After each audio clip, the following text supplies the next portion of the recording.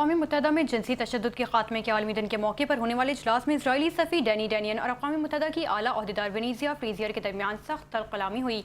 Danny डैनियन ने अक़वाम मुत्तहिदा की ख़ुसूसी नुमाइंदा प्रामीला पैथिन के इस्तीफ़े का मुतालबा करते हुए उन पर इसराइल के खिलाफ जानिबदारी का इल्ज़ाम आयद किया। उनका कहना था कि अक़वाम मुत्तहिदा के secretary general Antonio Guterres Israel को निशाना बनाने के लिए इदारे को इस्तेमाल कर रहे हैं। इस दौरान वेनेज़िया फ्रीज़ियर ने मुदाखलत करते हुए डैनी डैनियन से ज़ाती हमलों से गुरेज करने का मुतालबा किया और कहा कि हमारी रिपोर्ट मुस्तद्दिका शवाहिद पर मबनी है।